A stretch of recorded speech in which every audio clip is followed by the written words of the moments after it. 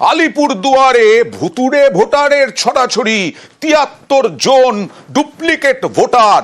এর আগে আমরা দেখিয়েছিলাম এই উত্তরবঙ্গে বিভিন্ন জায়গায় ডুপ্লিকেট ভোটার, ভুতুড়ে ভোটার। সেই ভুতুড়ে ভোটারের ছড়াছড়ি এবার আলিপুরদুয়ারে, একই নাম, এপিক নাম্বারে একাধিক জেলায় ভোটার, ৭৩ ডুপ্লিকেট ভোটার। কথা বলবো প্রতিনিধি রাজকুমারের সঙ্গে। রাজকুমার, কি হয়েছে, কিভাবে বেরোলো বিষয়টা? দেখো অয়নদা, অত্যন্ত চাঞ্চল্যকর বিষয়। সেটা হচ্ছে যে স্ক্রুটিনির আগে, অর্থাৎ শাসক দল তৃণমূল কংগ্রেস যে ভোটার তালিকা স্ক্রুটিনি করার নির্দেশ দিয়েছে, সেই স্ক্রুটিনি করার আগেই জেলা প্রশাসন একেবারে হাতে নাতে ৭৩ জন ভুতুড়ে ভোটারের হদিশ করেছে। কি হয়েছে দেখা যাচ্ছে, এই যে ৭৩ জন ভোটার, তাদের একই নাম, একই এপিক নাম্বার। তারা হয়তো আলিপুরদুয়ারের কোনো বিধানসভায় ভোটার, কিন্তু তারা অন্য জেলার অন্য কোনো বিধানসভাতেও তারা ভোটার হয়ে রয়েছেন।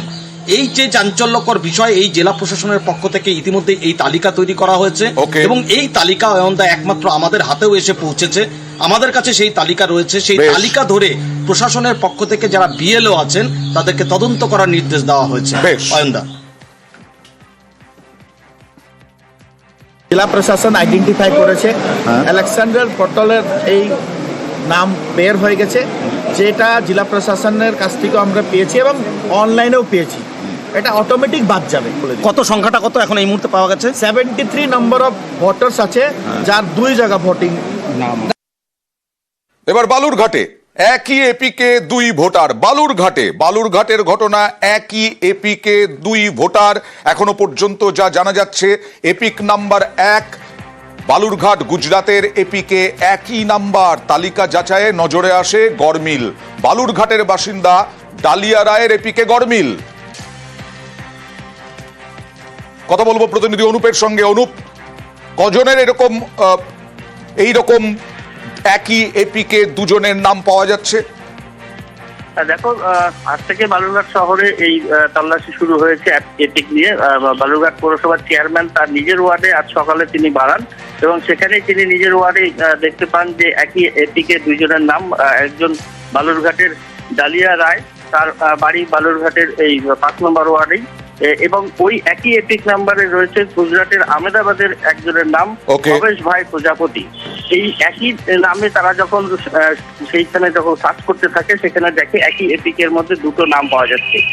তখনই তাদের পরিবারের লোকের সঙ্গে তারা কথা বলেন এবং তারাও আতঙ্কিত হন যে একই এপিকে এই ধরনের ঘটনা ঘটে থাকলে পরে সেটা তাদের কাছে আশ্চর্যের বিষয় এবং তারা প্রশাসনের বিষয়টি নজরে আসার জন্য আবেদন জানিয়েছে। বেশ, আমি দেখছি যাতে আমার মেয়ে ভোট দিতে পারে, আর কি সমস্যা করলেই করতে পারে। এখন যেটা ভোট কেন্দ্র হবে সেখানে যদি সার্চ করে, তারা যদি দেখে যে ডবল নাম, সেটা তো ক্যান্সেল করে দিতে পারে, তাদের ক্ষমতা। এবং সেটা যাতে না হয়, আমি সেটাই দেখি। বাম আমলে সাইন্টিফিক রিডিং ছিল, আর বিজেপি সরকারের আমলে আমরা দেখতে পাচ্ছি হচ্ছে ডিজিটাল সাইন্টিফিক রিডিং। স্ক্রুটিনি করতে গিয়ে দেখতে পাচ্ছি যে একই এপিক নম্বরে, যেটা আমার ওয়ার্ডের সূর্য সেন মোড়ে ডালিয়া রায়, ওনার এপিক নম্বরে যে ভোটের নামটা রয়েছে, সেম এপিক নম্বরে আমরা দেখতে পাচ্ছি যে গুজরাটের একজন নাম ভবেশ ভাই প্রজাপতি, তার নাম রয়েছে। বিজেপি সাংসদ যিনি সুকান্ত বাবু, এটাই আমরা আশা করছি যে এই ধরনের কাজগুলো করেই আজকে লোকসভা নির্বাচনে হয়তো বালুরঘাট লোকসভা কেন্দ্রটা তিনি জিতেছেন। মুখ্যমন্ত্রীর নির্দেশের পরেই যাচাই শুরু ভোটার তালিকা, আর তারপরেই গোটা রাজ্যে বিভিন্ন জায়গায় গড়মিল ধরা গেছে। আর এ নিয়ে নির্বাচন কমিশনও ময়দানে নেমেছে, তা নিয়েও বিতর্ক। একই এপিক কার্ডে কোথাও হরিয়ানা, কোথাও গুজরাট, আহমেদাবাদ থেকে এখানে ভোট দিতে আসবে। হরিয়ানা তো ভর্তি, ভোটার লিস্ট নিয়েছে আর ঢুকিয়ে দিয়েছে অনলাইন। দিল্লি থেকে করছে, ইলেকশন কমিশনের অফিস থেকে বসে, এই করে দিল্লিকে হারিয়েছে। বাংলার মানুষকেও আবেদন করব, আপনারা আপনাদের ভোটার লিস্টটা দেখে নিন প্লিজ, দয়া করে। মমতার সুর সপ্তমে, তার নির্দেশ মতো ভোটার তালিকা যাচাইয়ে ময়দানে নেমেছেন ঘাসফুলের নেতাকর্মীরা। আপনাদের বাড়ি বাড়ি আপনাদের ভোটার কার্ড আমরা চেক করে দেব, আপনারা সকলেই আমাদের এই ক্যাম্পে আসুন। বাড়ি বাড়ি গিয়ে চলছে ভোটার তালিকা যাচাই। এই পরিস্থিতিতে ময়দানে নামল নির্বাচন কমিশন। তারা জানিয়েছে একাধিক ভোটারের একই এপিক নাম্বার থাকতে পারে, কিন্তু বিধানসভা কেন্দ্র এবং পোলিং বুথ আলাদা হয়। একজন ভোটার একাধিক রাজ্যে কখনোই ভোট দিতে পারেন না। জটিলতা এড়াতে ইউনিক এপিক নাম্বার আনার সিদ্ধান্ত নেওয়া হয়েছে। নির্বাচন কমিশনের এই ব্যাখ্যায় নতুন করে বিতর্ক তৈরি হয়েছে।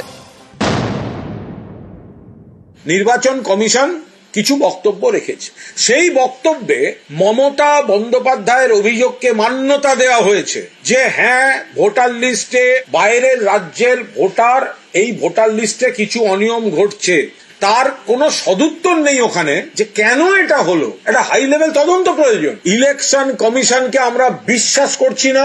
ওনারা এখন সব ফাঁস হয়ে গেছে বলে ড্যামেজ কন্ট্রোলে নেমে কি বলছেন কি করবেন আলাদা। ঝড়ের বেগে লাইনে ভোট দিতে আসছে, তো তখন কে কার ডেমোগ্রাফি বিচার করতে যাবে। এই প্রসঙ্গে নির্বাচন কমিশন যে যুক্তি দিয়েছেন সেই যুক্তিটা কিন্তু খুব দুর্বল। যে যুক্তি খাড়া করছেন যে বুথ দেখতে হবে, পার্ট দেখতে হবে, কনস্টিটিউয়েন্সি দেখতে হবে, ভোটের সময় এইসব কেউ দেখে না। এর বিপদ হচ্ছে যে ভবিষ্যতে আগামী দিনে বিজেপি এবং এরা তো বলবে এনআরসি করো, সিএ করো, গুরুত্বপূর্ণ ডকুমেন্ট তারা করবেন ভোটার লিস্টটা। তখন সেই বেচারা সাধারণ মানুষ তিনি বিপদে পড়ে যাবেন। তাকে বলা হবে তুমি কি করো এপিক নাম্বার পেলে। এই সমস্ত চক্রান্ত চলছে। ঘাপলা ধান্দলি এটা একেবারে পরিকল্পিত অর্গানাইজড হতেই হচ্ছে। পুরো দুধে জল না জলের মধ্যে দুধ মেশাচ্ছেন। নির্বাচন কমিশন পক্ষপাত দুষ্ট কাজকর্ম করছেন, এটা আমরা বারবার বলছি। এখন ঝামেলা পড়ে গেছে, ধরা পড়ে গেছে, এখন শাক দিয়ে মাছ রাখছে, কিন্তু শাক দিয়ে মাছ রাখা যাবে না। তৃণমূল কংগ্রেস গত বিধানসভা এবং লোকসভা নির্বাচনে যেখান থেকে তাদের মনোমতো ভোট পায়নি, মানে যেখানে দখলদারিটা সম্পূর্ণ করতে পারেনি, গুজরাটি, শিখ, মারওয়াড়ি, বিহার, উত্তরপ্রদেশের মানুষ সমস্ত জায়গা থেকে ভোটার লিস্টে তাদের নাম বাদ দেবার জন্য চক্রান্তে নেমেছে তৃণমূল কংগ্রেস। এক দুর্নীতিগ্রস্ত দল আরেকটি দুর্নীতিকে সমর্থন করবার জন্য যারা দিল্লি গিয়েছিলেন, মানুষের দ্বারা প্রত্যাখ্যান পেয়ে গেল, সেটা থেকে তৃণমূল কংগ্রেস আজকে আতঙ্কিত হয়েছে। তারা বুঝতে পেরেছে যে যাবার সময় এসে গেছে, তার জন্য এই নতুন নাটক প্রস্তাবিত করেছে। নিউজ 18 বাংলা।